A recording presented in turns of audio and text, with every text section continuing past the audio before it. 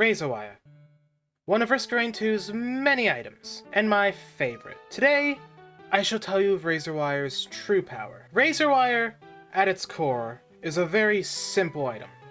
You take damage and hurt the enemies around you. You see, when you take any damage, Razorwire activates. Be it a wisp, fall damage, or Mithrix himself, you will hurt those around you. These razors have a proc coefficient of 0.5, which sounds rather low, until you realize that's the same proc coefficient as Bandit and Rex's primary.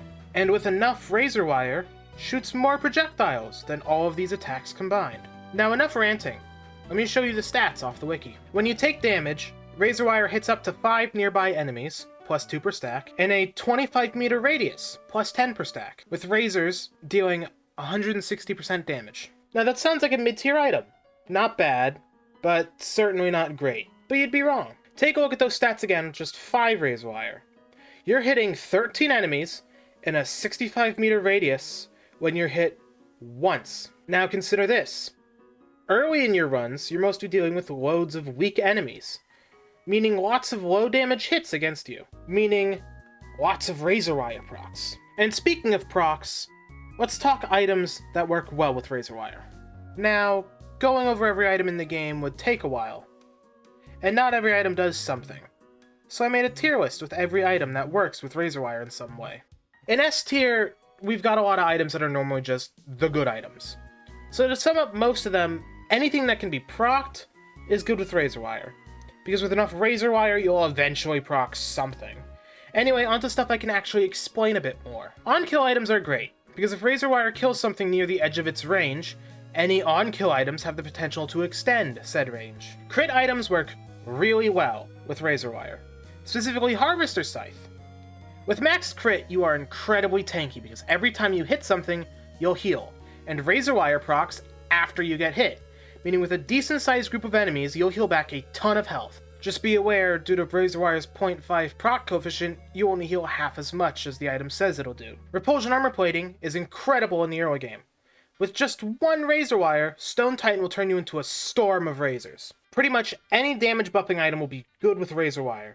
Just be careful with Delicate Watch, since Razorwire requires you to take damage to proc. A lot of people probably know about the Razorwire Tincture combo, so I won't cover it here. If you don't know what it is, I recommend you look it up after this video. Symbiotic Scorpion lowers defense on enemies hit, which is great, however it only has a 50-50 shot with Razorwire due to proc coefficient, so it's not as good as you'd think. Most healing items are great with Razorwire for obvious reasons, but I'd say Planula and Weeping Fungus are probably the best out of them, thanks to Planula healing when hit, and Wungus healing while sprinting, making a great combo for running away when on low health. I'd say Purity combos decently well with Razorwire.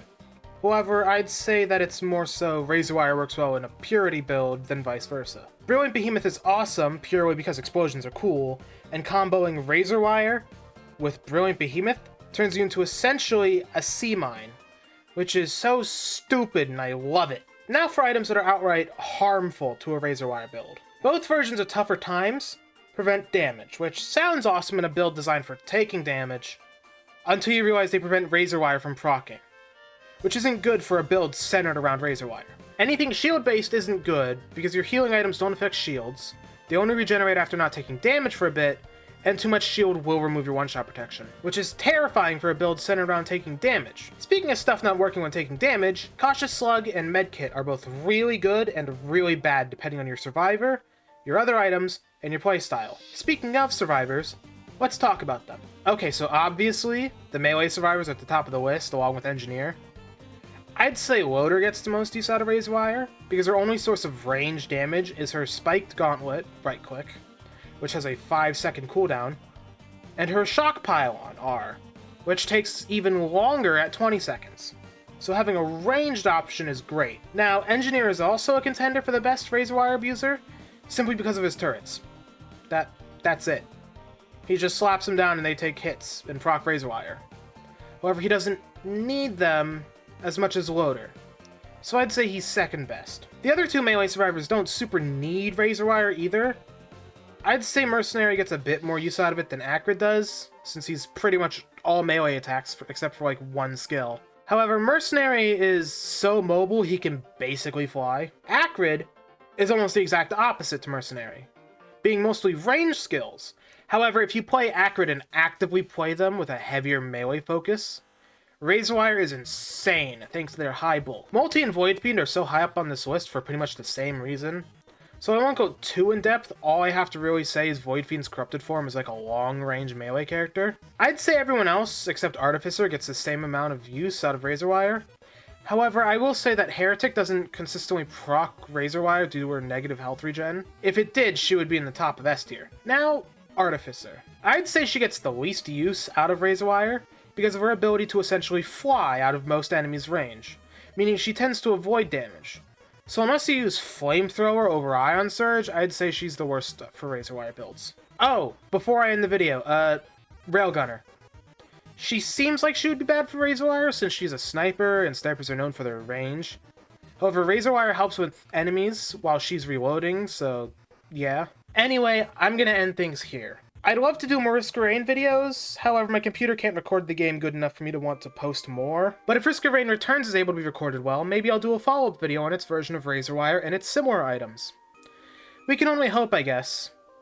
Anyway, get out there with this new knowledge of how powerful Razorwire truly is.